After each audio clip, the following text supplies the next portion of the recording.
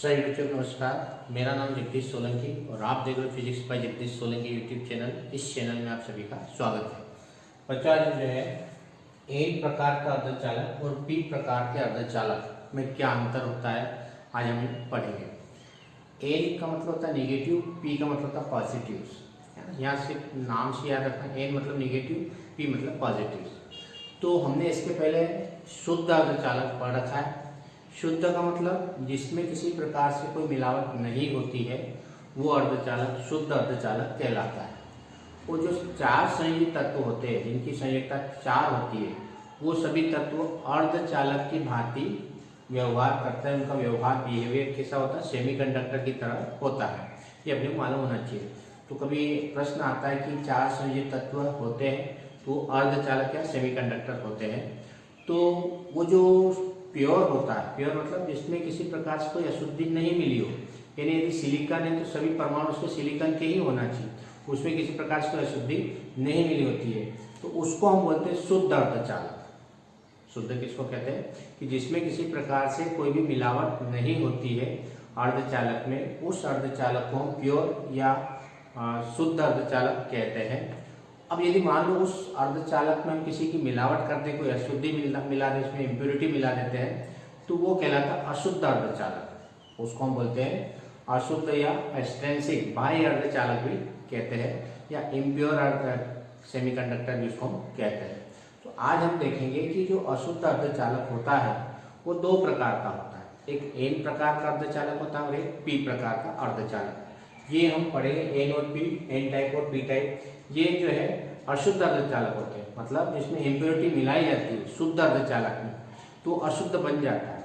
तो उनमें क्या अंतर होगा वो आज हम पढ़ेंगे। तो सबसे पहले अपन एन टाइप का अर्धचालक देखते हैं सेमीकंडक्टर, और पी टाइप का सेमीकंडक्टर देखेंगे। तो एन का मतलब ये होता है कि मान लो कि हमारे पास में कोई शुद्ध अर्धचालक है, जैसे सिलिकॉन है, ये हमारे पास सिलिकॉन होता है, ये शुद्ध अर्धचालक होता है।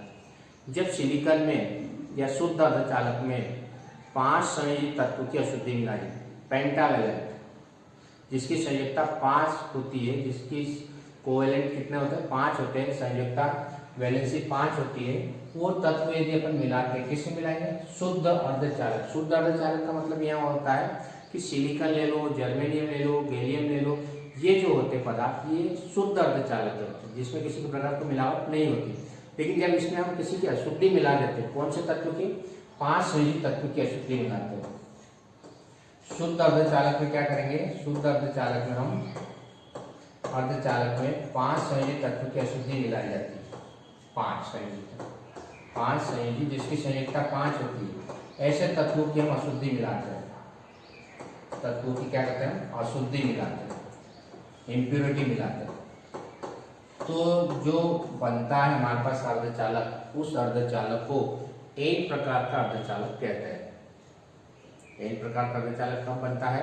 कि जब शुद्ध अर्धचालक जैसे सिलिकॉन है, जर्मेनियम है, इसमें यदि हम 5 संयोजित तत्व कौन से होते हैं? जैसे फास्फोरस है, एंटीमनी है, या बिस्मथ, जो भी 5 संयोजित तत्व होते हैं उनकी अशुद्धि यदि हम मिला देते हैं तो जो अर्धचालक प्राप्त होता है उस अर्धचालक को हम एन प्रकार का अर्धचालक कहते हैं।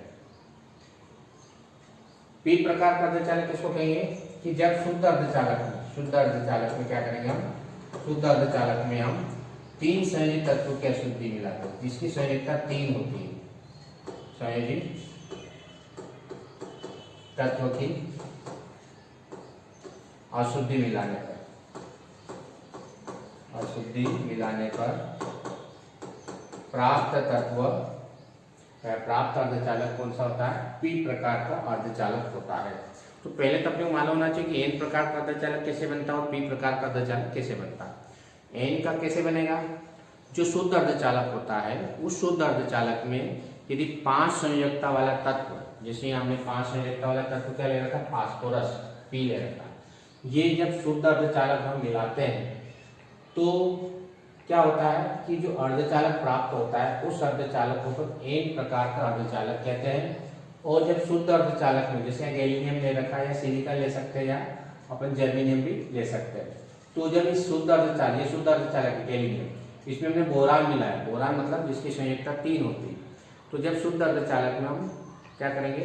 तीन संयोजित तत्वों की अशुद्धि मिलाते हैं तो प्राप्त अर्धचालक पी प्रकार का अर्धचालक कहलाता है। ध्यान रखना। अब इसमें क्या होता है कि जैसे मान लो अपने 5 संयुक्त तत्वों की अशुद्धि मिलाई तो फास्फोरस की संयुक्ता 5 होती है। ध्यान रखना, कितनी संयुक्ता होती है इसकी? 5 होती है। फास्फोरस की संयुक्ता 5 होती है और सिलिकॉन की कितनी होती है? 4। जो भी अर्धचालक होता है सिलिकॉन, जर्मेनियम, गैलियम, इनकी संयुक्ता कितनी होती है? 4 और हमने मिलाया कितना? 5। तो ये 4 सिलिकॉन के 4 इलेक्ट्रॉन इस फास्फोरस के 4 इलेक्ट्रॉन के साथ सहयोग करके सहसंयोजन बना लेगा, लेकिन एक इलेक्ट्रॉन जो होता है वो फ्री हो जाता है।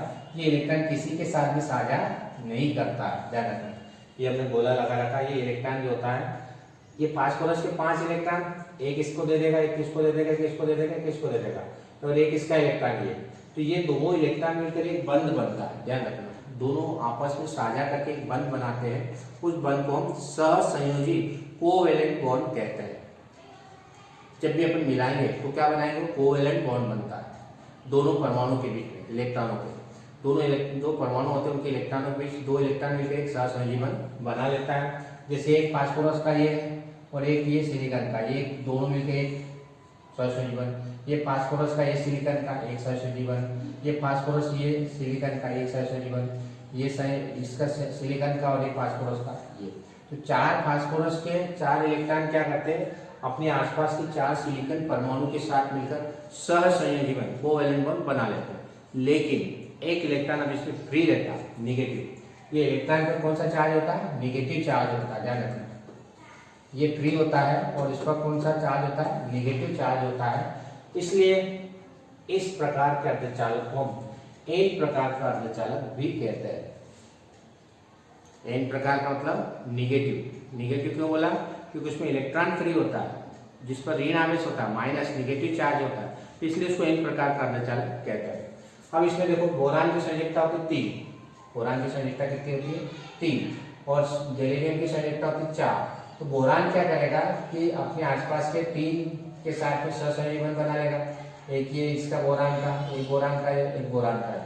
अब ये जर्मेनियम का है, बोरान के पास तो है ही नहीं, इलेक्ट्रॉन ही नहीं। तो ये जगह क्या होती है? खाली होती है। यहाँ पर कुछ भी नहीं होता, खाली जगह होती है।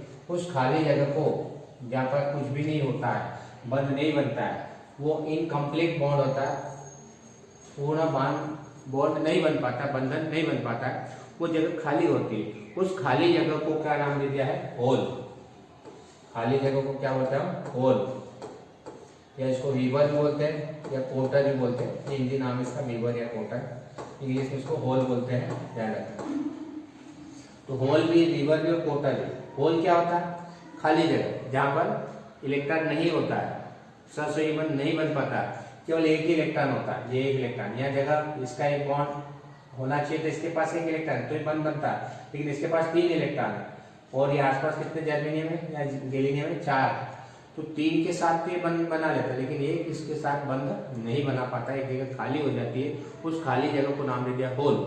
और जब इस प्रकार से मिलाते तो एक जगह खाली होती है, उस खाली जगह को अपन होल कहते हैं। और होल जो होता है वो कह सकते हैं पॉजिटिव चार्ज की तरह कार्य करता है, क्योंकि जैसे ही खाली जगह मिलेगी तो ये इलेक्ट्रॉन क्या करेगा? इस होल में आ जाएगा, यहाँ पे आ जाएगा, ये जगह खाली हो जाएगी। तो इस खाली जगह की पूर्ति पास वाले इलेक्ट्रॉन से होगी, यहाँ जगह खाली हो जाएगी। यानी कहने का मतलब जो होल जो होता है वो एक तरह से पॉजिटिव चार्ज की तरह कार्य करता है। इसलिए इस प्रकार के अर्धचालक अपन पी प्रकार का अर्धचालक भी कहते हैं। होल बनता है, होल मतलब just a positive charge behaviour, तो उसका व्यवहार पॉजिटिव चार्ज की तरह होता है, इसलिए इसको हम होल के नाम से भी जानते हैं। तो ये हमारे पास में होल यहाँ पर, जिसके कारण से इसमें धारा प्रवाहित होगी।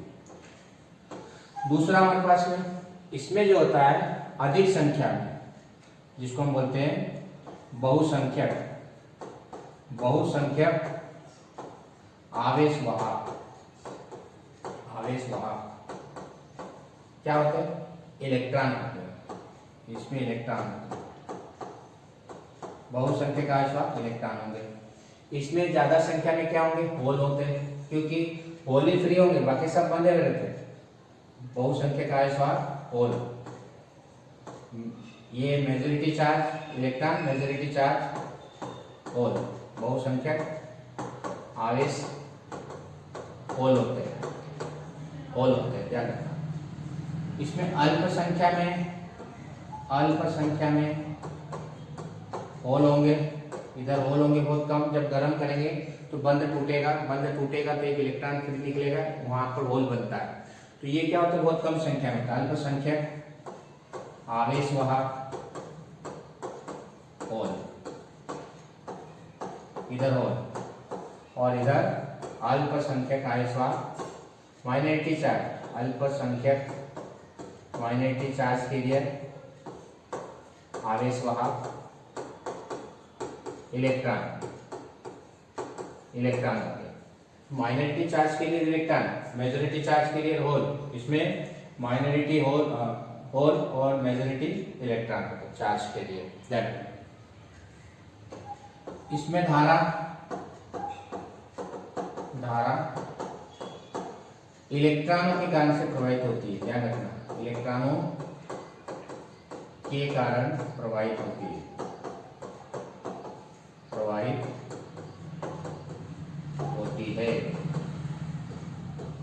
इसमें धारा होल के कारण से, क्योंकि बहुसंख्यक कौन होते हैं, होल।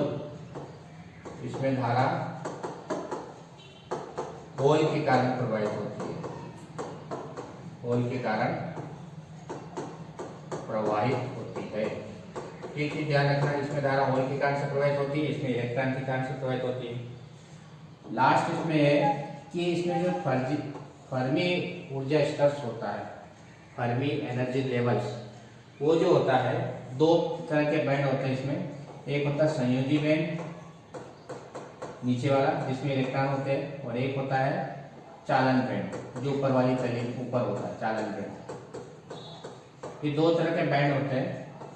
यदि संयोजी बैंड में इलेक्ट्रॉन है तो धारा प्रवाहित नहीं होगी। जब संयोजी बैंड से चालन बैंड में जंप करता कूदता है तो इसमें धारा प्रवाहित होगी, अन्यथा धारा प्रवाहित नहीं होगी, ध्यान रखना।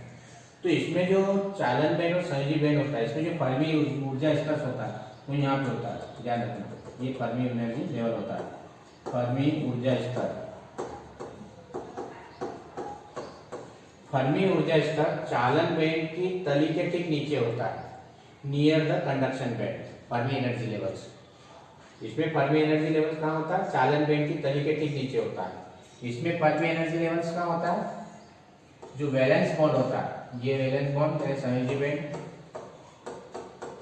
बैंड और ये चालन बैंड। तो इसमें जो ये फर्मी एनर्जी लेवल होता है, ये फर्मी एनर्जी लेवल, फर्मी ऊर्जा स्तर, ये संयोजी बैंड के ठीक ऊपर होता है, और इसमें फर्मी एनर्जी लेवल चालन बैंड के ठीक नीचे होता है। ये दोनों में डिफरेंस है, ध्यान रखना।